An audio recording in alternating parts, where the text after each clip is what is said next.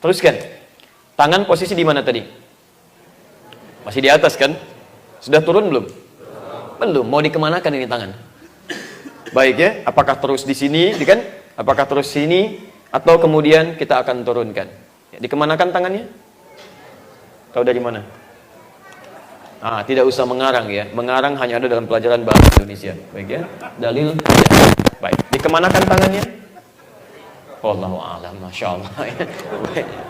Alhamdulillah. An-Nasa'i Hadis 886. Saya ambil hadis satu ini dulu yang cukup mewakili. Nanti di sini kita berhenti, kita diskusi dulu ya. Saya senang pelan-pelan supaya mudah untuk dimengerti. Baik, sebelum sampai ke hadis yang ini, Bapak dan Ibu, nanti ada 3 cara dalam kita mengangkat tangan terkait dengan bacaan yang dibacakan. Jadi kan lisan kita mengucapkan Allahu Akbar, tangan kita kan mengangkat. Nah, nanti ada 3 cara yang dilakukan. Pertama, bisa bersamaan antara mengucapkan kalimat Allahu Akbar dengan mengangkat tangan itu. Jadi begitu Anda angkat tangannya, Anda mengucapkan Allahu Akbar. Ya. Anda ucapkan misalnya sambil mengangkat tangan, Allahu Akbar. Paham? Di sambil Anda mengangkat, Anda mengucapkan. Bisa yang kedua, Anda mengangkat dulu, angkat, kemudian Anda simpan misalnya. Jelas? Baru Anda bertakbir, Allahu Akbar, mengucapkan kalimat Allahu Akbar. Paham? Saya ulang. Pertama bersamaan, Anda angkat, Anda ucapkan Allahu Akbar. Yang kedua, Anda angkat dulu, kemudian Anda simpan. Nanti di mana disimpan, kita teruskan di hadisnya. Lalu Anda baru ucapkan takbir, Allahu Akbar. Jelas? Yang ketiga, Anda ucapkan dulu, baru Anda mengangkat. Dan Anda ucapkan Allahu Akbar, baru Anda angkat. Paham? Baik. Ini penting nanti untuk diketahui, terlebih ketika Anda jadi imam. Kalau jadi makmum atau salat sendirian umumnya akan bersamaan. Tapi ketika Anda jadi imam, Anda mesti paham betul karena ini isyarat untuk makmum. Makmum itu akan memulai gerakan dan berpindah gerakan itu bukan pada gerakan imam yang terlihat, tapi pada suara imam yang terdengar. Hati-hati ya. Di begitu imam ingin memberi isyarat kepada makmum, isyarat makmum memulai sholatnya bukan ketika melihat imam bergerak, tapi ketika mendengar suara imam. Jadi begitu imam mengatakan Allahu Akbar, maka dimulailah kemudian gerakan makmum itu dan bacaannya. Hati-hati. Jadi kalaupun misalnya bapak atau ibu melihat imam saf terdepan misalnya kan, tayyib, imam sudah bergerak begini, tapi belum ada takbir, Anda jangan dulu mulai. Jelas ya? Dengar dulu imam mengucapkan Allahu Akbar, baru kemudian Anda mulai bertakbir. Ya, termasuk nanti perpindahan-perpindahan. Ketika akan bertakbir misalnya untuk ruku, ya, ada sementara imam yang mungkin akan turun dulu untuk ruku, baru mengucapkan kalimat takbir, Allahu Akbar. Nah, sebelum sampai kalimat itu diucapkan, Anda jangan ikutan ruku, walaupun ada di depan. Ya, awas, hati-hati karena sebagian imam kadang-kadang ya dia menduga khawatir karena mungkin fisiknya agak mulai berkurang kekuatannya, kalau diucapkan Allahu Akbar turun belum nyampe, makmum sudah turun duluan. Ya, awas, hati-hati, ini hikmah keindahan dalam sholat. Hikmah keindahan. Jadi dengan kalimat suara yang didengar itu, lapisan makmum sampai ke belakang itu bisa kompak melakukan gerakan. Kalau dilakukan dengan isyarat gerakan duluan, misal makmumnya turun, yang depan sudah turun, yang belakang bingung. Bingung gitu. Jadi patokannya bukan imam lagi. Ya, jadi begitu diucapkan Allahu Akbar, baru belakang ikut turun. Makmum turun, imam turun, misal mengucapkan Allahu Akbar, baru makmum ikut turun. Termasuk saat takbir, ketika imam mengucapkan Allahu Akbar, disitulah makmum mulai membuka sholatnya. Paham? Baik, alhamdulillah. Jadi bisa bersamaan, bisa kemudian memulai dengan gerakan dulu kemudian bacaan, bisa bacaan dulu kemudian gerakan, sesuai dengan kadar kenyamanan masing-masing dan situasinya, karena tidak setiap orang bisa mengalami hal yang sama. Tayyib, angkat tangannya, turunkan, letakkan di mana? Teruskan. An-Nasa'i nomor hadis 886. Kita berhenti di sini. Fa wada'a yadahu al-yumna 'ala al-yusra, atau kaffahu al-yumna 'ala al-yusra. Maka mulailah kemudian letakkan telapak yang kanan di punggung yang kiri. Telapak yang kanan di punggung yang kiri. Baik. Kalau saya mengangkat begini, meletakkan, mic-nya turun. Ke sini mic-nya naik. Tadi sih saat saya mulai, ini ada di sini nih, ada semacam pegangan untuk mic gitu ya. Kalau ada lagi akan lebih bagus. Boleh pinjam Pak? Baik ya. Terima kasih Pak ya. Baik.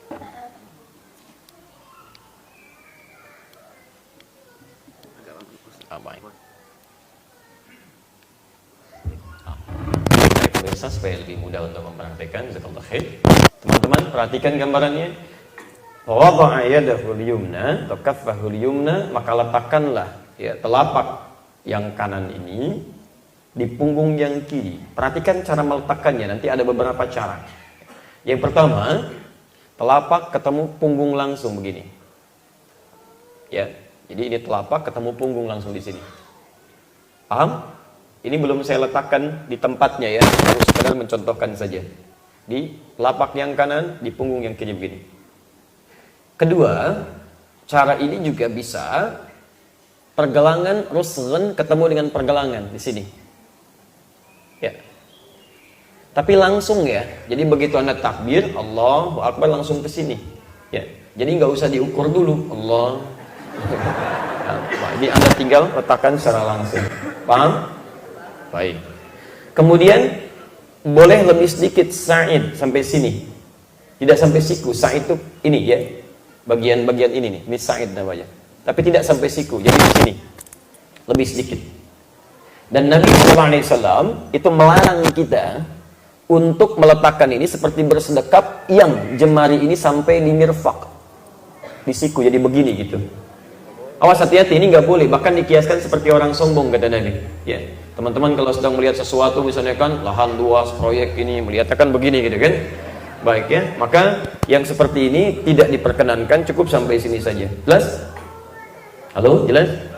Baik, telapak yang kanan, punggung yang kiri begini, rusghun di sini, kemudian sa'id agak lebar sedikit, tidak sampai sini. Awas hati-hati, meskipun Anda ke puncak sholat subuh gitu kan, tetap sampai sini batas terakhirnya. Baik. Selanjutnya lihat cara kedua. Ini cuma satu, yaitu menggenggam telapak yang kiri, digenggam oleh yang kanan begini. Tapi sampai di pergelangan aja genggamnya gini. Tidak sampai sini. Sampai sini. Genggam ini. Ya.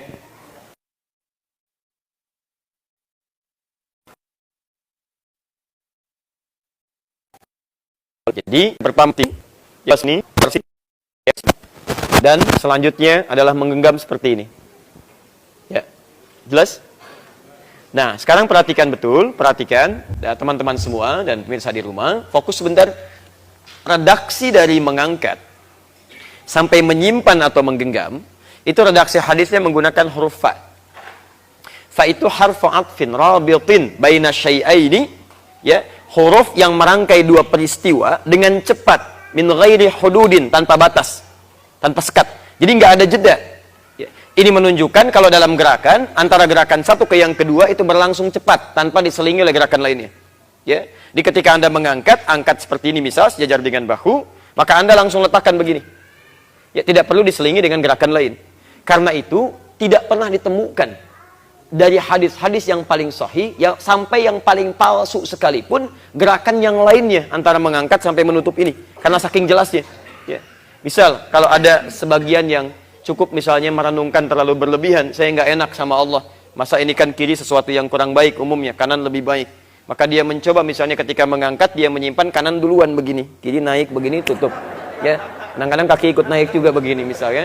Nah, itu tidak perlu dilakukan. Kami alhamdulillah di rumah itu ada sekitar 1235 kitab hadis. Ya, kita cek itu dari yang paling sahih sampai yang paling palsu. Mohon maaf, saya tidak biasa menyalahkan orang. Ya, cuman kita cari, ini nggak ditemukan dalilnya gitu. Sampai pemalsu hadis pun tidak tertarik memalsukan hadis ini, saking jelasnya. Ya, ini cukup ketika Anda angkat, cukup letakkan saja, ya, letakkan saja, tidak perlu Anda kemudian putar kembali. Jelas ya? Baik, alhamdulillah.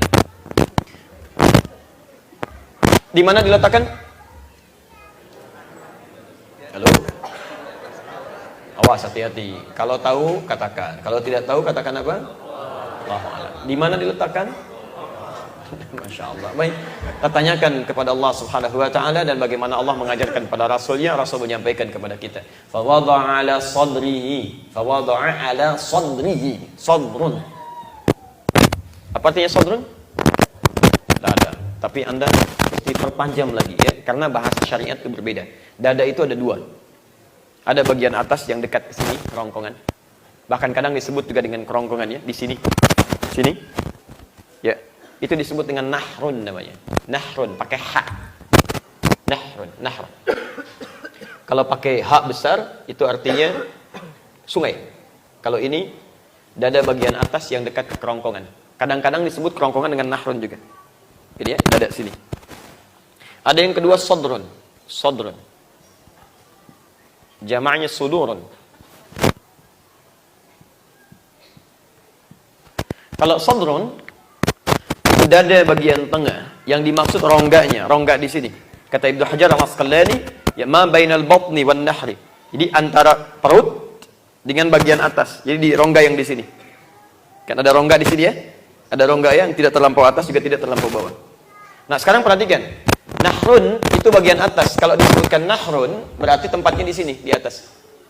Pas ya? Di sini, lebih dekat kepada kerongkongan kita. Ya, makanya unta saat disembelih itu menggunakan kalimat nahr. Inna a'tainakal kautsar, fashalli li rabbika wanhar. Wanhar dan sembelihlah yang dimaksud unta. Karena unta itu saat disembelih dia enggak dijatuhkan, tapi akan dicari urat nadinya itu yang di sini, urat lehernya akan dicari dipotong di dekat dada ininya. Makanya kalau antum nanti umrah insyaallah atau haji, dan saya bermohon pada Allah semoga disegerakan bagi yang belum.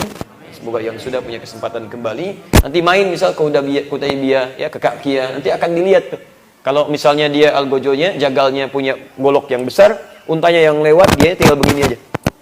Ya, kalau dia menggunakan pisau yang kecil, maka nanti akan diraba-raba di bagian dekat dada ini, ya, kerongkongannya, baru digesek begini, dia tinggalkan. Dalam berdirinya nanti disembelihnya. Beda kalau kemudian misalnya yang disembelih kambing, atau kemudian ayam, ya, atau domba, atau kemudian sapi, kerbau dan sejenisnya, maka kalimatnya akan berbeda, menggunakan kata dzabaha namanya. Dzabaha, dal, ba dan ha. Dal, ba dan ha. Ya, dzabaha. Kalau dzabaha itu dijatuhkan dulu. Hewannya jatuhkan, baru kemudian disembelih. Tapi kalau menggunakan kalimat ini dzabaha, itu artinya cuma sekali sembelihan, cepat. Dzabaha. Ya, kata keterangannya disebut dzabhah. Kata Nabi, "Idza dzabhtum fa ahsinu dzibhah." Kalau Anda menyembelih, perbaiki sembelihan. Jadi jangan sampai sembelih berkali-kali begini gitu kan. Ya, enggak, baguskan sembelihan sampai sekali begini kalau bisa terputus itu kan. Ya. Nah ini ya, bukan putus lehernya, putus urat ininya gitu ya. Sekali begini mengalir dengan cepat. Itu dzabhah. Tapi kalau Anda misalnya, maaf ya, menemukan yang berkali-kali begini, itu ditasydidkan ba'nya. Dzabbaha, yudzabbihu. Dzabbaha. Pakai tasydid. Dzabbaha berkali-kali. Quran surah ke-2 Al-Baqarah ayat 49, posisi paling kiri sebelah atas. Perhatikan sini. Antum kenal Fir'aun? Ya. Tak kenal maka enggak usah sayang sama Fir'aun. Ngapain sayang sama Fir'aun ya? Baik, tak kenal maka ta'aruf ya. Bukan tak kenal maka sekarang ada yang baru, tak kenal maka tak kenal maka tak sayang, tak kenal maka ta'aruf. Kenalan dulu. Lihat, Fir'aun itu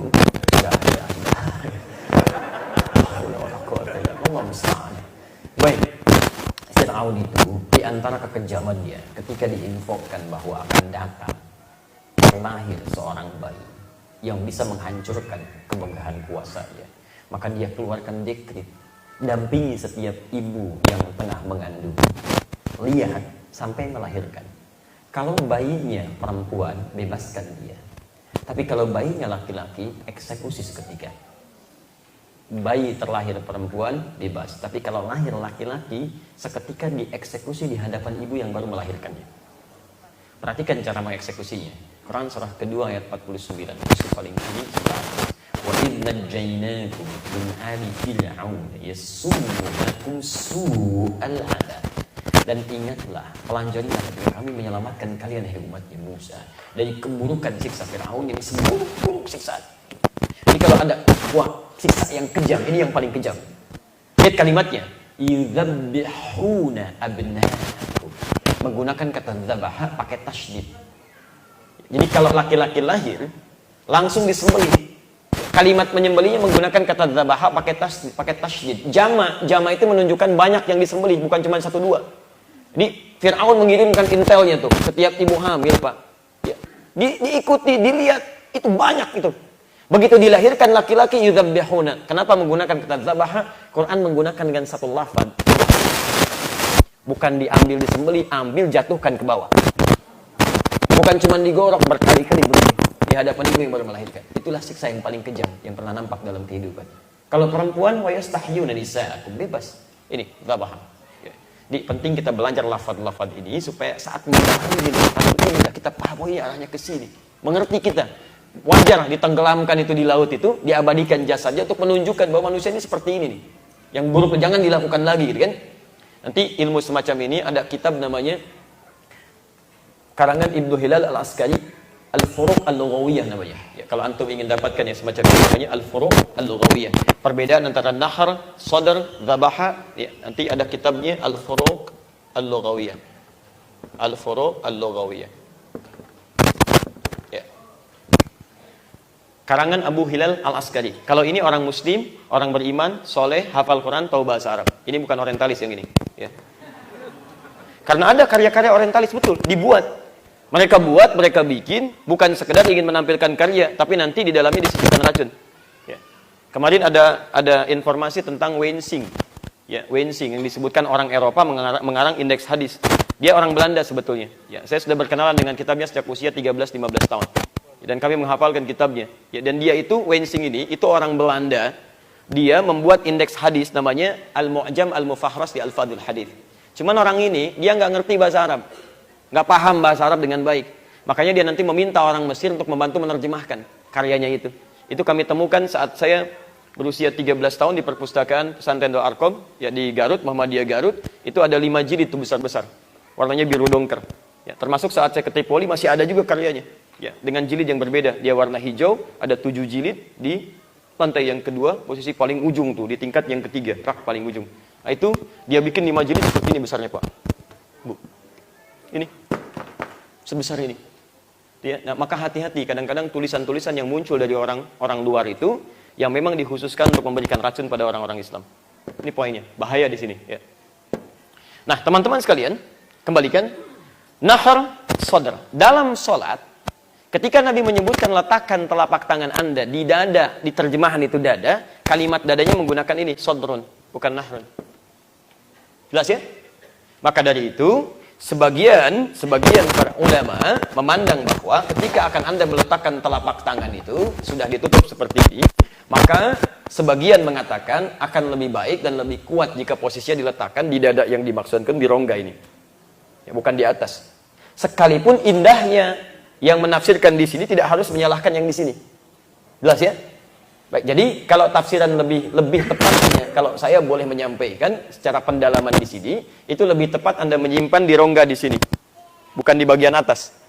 Dan nanti ada kaitannya dengan ayat Al-Quran, ya, tentang asal mula kenapa tangan bersedekat. Jadi begitu Anda bertakbir, Allahu Akbar, langsung diletakkan, simpan di rongga di sini. Paham? Baik, jadi di rongga di sini, bukan yang di bagian atas. Sekalipun kalau ada yang menafsirkan di bagian atas, kami telah memberikan penjelasan, itu pilihannya, dan tidak harus saling mencela di situ. Jelas ya? Baik, simpan di sini. Nah, sekarang perhatikan, belum selesai. Di sini bagian terakhirnya. Di awal masa sholat, di awal mula sholat, saat diperintahkan kepada Nabi untuk mengerjakan, itu telapak tangan tidak disimpan di sini. Telapak tangan itu irsal itu begini. Jadi begitu takbir, Allahu Akbar begini. Awas, hati-hati ya, hati-hati. Dan ini ada hadisnya. Termasuk di hadis Al-Muwatta karya Imam Malik. Ada di awal masa sholat begini. Jadi jangan ditafsirkan setiap yang begini Syiah, belum tentu. Belum tentu, akan ada bedanya. Kalau Syiah itu akan kelihatan begitu dia sujud. Begitu dia sujud akan kelihatan saat bangun. Ada dia kadang tepuk-tepuk sebagian. Begitu selesai salam dia kadang mundur lagi. Dia mengulang sholatnya seperti orang salam tapi mengulang. Ya, dan kadang-kadang dia menyimpan satu batu tertentu yang beda dengan tempat sujud kita yang lainnya. Jadi tidak setiap yang begini jangan pahami sebagai Syiah. Ya, di tempat Imam Malik, termasuk mazhabnya sekarang di Afrika Utara, dari mulai Anda Libya, Tunisia, Aljazair, Maroko, termasuk nyebrang sedikit lewat Mediterania, ada Italia, Prancis, Spanyol. Kalau teman-teman berada di sekitaran itu, Anda akan lebih banyak menemukan orang sholat seperti ini takbirnya. Jelas ya? Dan jangan diajak ngobrol, itu sedang sholat. Di masjid, gitu kan? Anda lihat begini, dia sedang sholat. Ya. Saya pernah menimpa pada diri saya pribadi, karena saya tidak tahu kan, dia masuk, jarang berjumpa, di masjid belum tiba waktu sholat. Belum tiba saya masuk ke situ, adzan sebentar lagi berlangsung, dia berdiri begini gitu kan, samping. Berdirinya tuh nggak seperti menghadap kiblat dengan wajah mau sholat. Ya, dia seperti ini, santai, saya datang. Kaifa halak? Ya, kaifa halak? Winak. Kamu kemana aja? Apa kabar? Tiba-tiba Allahu Akbar. Jadi ada kondisi-kondisi yang kita mesti paham. Ya. Nah, jadi teman-teman sekalian, tadinya begini, kapan kemudian terjadi seperti ini? Ini yang mau saya terangkan. Quran surah 11 ayat 114. Quran surah 11 Hud ayat 114. Di mushaf standar posisi paling kiri sebelah atas. Qimis salata tarafain nahar wa zulatan minal lail. Innal hasanati yudhhibun. Ada ayat ini? Saya mau kisahkan begini. Satu kali ada seorang sahabat melakukan kesalahan. Lalu datanglah kepada Rasulullah SAW meminta untuk dihukum dengan kesalahan itu. Perhatikan, Masya Allah, sahabat-sahabat itu ya, kesalahan kecil kadang-kadang yang biasa ingin cepat disegerakan di dunia, hukumannya dibandingkan diungkap di akhirat nanti. Lebih dahsyat dia, lebih dahsyat. Jadi kalau kita pernah merasa salah, jangan tunda untuk beristighfar. Wasari'u, Quran surah 3 ayat 133, posisi paling kanan sebelah atas. Wasari'u ila maghfirah, bergegas untuk istighfar, jangan ditunda. Jadi kalau kesalahan Anda dilakukan di siang hari, jangan direncanakan bertobat saat tahajud, karena saat maghrib pun belum tentu hidup. Segerakan gitu kan. Nah, ini beliau minta dihukum kepada Nabi, ya Rasulullah akim liya haddan, ya Rasulullah tolong hukum saya. Nah, itu mendekat kepada waktu sholat. Kemudian apa yang terjadi? Apa yang terjadi? Maka karena tiba waktu sholat, kemudian ditunaikan sholat, belum direspon oleh Nabi. Saat sholat itulah kemudian turun ayat ini. Qimis salata tarafain nahar wa zulatan minal lail innal hasanati yudhhibnas sayyi'at. Begitu selesai salam, selesai sholat, ya, kemudian selesai beberapa masa, datang lagi orang ini mengatakan akim liya haddan, ya Rasulullah tolong hukum saya. Maka dijawab oleh Nabi SAW, apalagi yang harus dihukum, karena telah turun ayat tentang itu. Apa ayat yang diturunkan? Ayat yang diturunkan adalah faidah dari sholat, manfaat sholat yang bisa menggugurkan dosa-dosa kecil yang pernah dilakukan antara dua sholat itu. Itu dikatakan dalam hadis riwayat Muslim, nomor hadis 233. As-salawatu ila as-salawat, wal jumu'atu ila al-jumu'ah, wa ramadhan ila ramadhan, kaffaratun lima bainahunna. Salat satu dengan salat yang lainnya, Jumat ke Jumat, Ramadan ke Ramadan, itu bisa menjadi kafarat kesalahan-kesalahan dosa kecil, malam takunil kabair, sepanjang bukan yang besar. Jadi kalau bukan dosa besar, itu bisa gugur seketika Anda mengerjakan salat. Ya, jadi kan kita kadang sering nggak sadar kalau perangkat tubuh kita itu mengerjakan kesalahan. Mata kan sering saya katakan, harusnya melihat yang baik-baik kan. Tapi ketika Anda lihat handphone, muncul iklan yang tidak baik, terlihat oleh mata Anda, itu sudah salah. Ya, keluar dari masjid, baru ngaji, begitu keluar, lihat aurat terbuka, itu sudah salah. Kan? Telinga dengar yang keliru, kaki melangkah pada yang salah. Ya, keluar dari masjid, kaki yang mana? Kiri. Kadang-kadang antum lupa, keluar kanan kan. Dan setannya lebih jenius, diajak ngobrol sama temen, apa kabar, baik, kok kemana aja kemarin kesini, keluar kanan gitu kan. Kadang-kadang nggak sadar gitu. Coba cek. Kalau masuk masjid apa? Kanan. Kan ketika Anda masuk kiri, Anda keliru. Keluar toilet kaki apa? Kanan. Ya, masuk masjid? Kanan sudah. Kadang-kadang begitu, langkah keliru, tangan keliru, macam-macam. Nah, yang seperti itu ketika Anda sholat gugur seketika itu. Karena dalam sholat Anda mengucapkan kalimat-kalimat istighfar. Nanti dalam ruku istighfar, bahkan nanti dalam iftitah Anda bisa memulai dengan istighfar dan seterusnya. Paham sampai sini? Baik, teman-teman sekalian, ketika turun ayat ini, innal hasanati yudhhibnas sayyi'at. Sungguh kebaikan-kebaikan yang dilakukan dalam sholat itu bisa menggugurkan dosa-dosa kecil yang pernah dilakukan. Termasuk jika Anda pernah berbuat salah di masa lalu, ini bisa ditafsirkan demikian. Jika pernah berbuat salah di masa-masa yang lalu, cepat tutup dengan kebaikan-kebaikan. Ya, karena perbuatan baik yang Anda kerjakan, Anda tobat misalnya kan, Anda tutup itu, kemudian Anda kerjakan kebaikan, itu bisa melupakan, menghilangkan keburukan yang pernah dikerjakan di masa lalu. Saya mau tanya pada Anda begini, kalau yang jelek-jelek, yang kurang bagus, biasanya suka dilukiskan dengan yang kanan atau yang kiri? Kalau yang baik-baik, perhatikan. Ini agak sulit menemukan referensi bukunya ya. Ada beberapa buku tapi tidak mudah mendapati. Lihat sini. Kenapa kiri didahulukan? Ingin memberikan kesan bahwa tidak ada manusia yang sempurna. Hati-hati. Setiap kita pernah melakukan keburukan. Orang yang soleh sekarang pun menurut Allah belum tentu. Mungkin karena aibnya ditutup saja. Jadi kalau Anda pernah berbuat salah di masa lalu, bukan berarti Anda tidak bisa menjadi baik. Selalu terbuka pintu peluang kebaikan. Cepat tutup dengan yang kanan yang baik-baik. Tobatlah kepada Allah. Tutup itu semua. Maka dengan Anda berbuat baik dalam kehidupan, maka Masya Allah, kebaikan akan dibuka, kejelekan akan ditutup. Bahkan tidak sedikit orang-orang yang melakukan tindakan buruk di masa lalu, menjadi tokoh di masa depan, dan keburukannya jadi hikmah untuk orang-orang kemudian. Makanya saya selalu sering katakan, jika Anda belum mampu berlomba dengan orang soleh, mengerjakan banyak kebaikan, sebaiknya Anda berlomba dengan para pendosa untuk beristighfar dan bertobat. Itu lebih mudah gitu kan. Di Anda tutup, selesaikan, bermohonlah kepada Allah kebaikan. Karena itulah nanti Anda mengatakan, Allahumma ba'id baini wa baina khatayaya kama ba'adta bainal masyriqi wal maghrib. Anda sering mengucapkan ini, tapi Anda tidak memahami isinya. Kalau Anda pahami isinya, ya Allah, nyambung dengan yang tadi itu. Allahumma ba'id baini wa baina khatayaya. Ya Allah, mohon jika dalam sholat ini hamba membawa banyak kesalahan sebelum sholat ini, maka mohon jauhkan antara hamba dengan kesalahan hamba yang hamba buat, seperti engkau jauhkan antara timur dengan barat yang tidak pernah bertemu. Hamba nggak ingin melihat lagi kesalahan itu di akhirat, ya Allah, tolong jauhkan. Hapuskan hari ini juga. Allahumma naqqini minal khataya kama yunaqqa thawbul abyadu minad danas. Ya Allah, kalau kesalahan itu begitu pekat, mohon ya Allah bersihkan dengan suci, dengan baik, seperti pakaian dibersihkan dari noda. Kalau perlu gunakan air yang sangat dingin, bil ma'i wat thalji wal barad, untuk membekukan dan menghancurkan itu. Dan saat Anda mengucapkan itu, Anda sadar Anda punya dosa apa saat Anda melakukan itu. Jadi ketika Anda mengatakan Allahumma ba'id baini wa baina khatayaya, cek Anda punya dosa apa saat sampai Anda sholat itu. Punya dosa pada orang tua, lisan Anda tajam mengakibatkan beliau menangis. Punya dosa terhadap pasangan hidup, punya dosa terhadap anak, punya dosa terhadap teman, tetangga, atau bahkan yang enggak Anda kenal pun ada dosa juga di situ. Hati-hati gitu kan. Maka saat Anda mengucapkan kalimat itu, Anda sedang bertobat. Karena itu demi Allah saya katakan, ketika Abu Bakar Siddiq bertakbir, tidak pernah beliau bertakbir kecuali air mata terurai dalam jiwa. Deras terurai. Masya Allah. Karena takut ketika bertakbir, mengatakan Allah Maha Besar, tapi membawa kebesaran dalam dirinya. Merasa agung, merasa paling khusyuk, merasa paling hebat, takut membawa dosa. Bahkan menantu Nabi, Masya Allah, pemuda mulia Ali bin Abi Thalib radhiyallahu ta'ala anhu, itu baru dengar adzan saja panggilan sholat, itu sudah bergetar.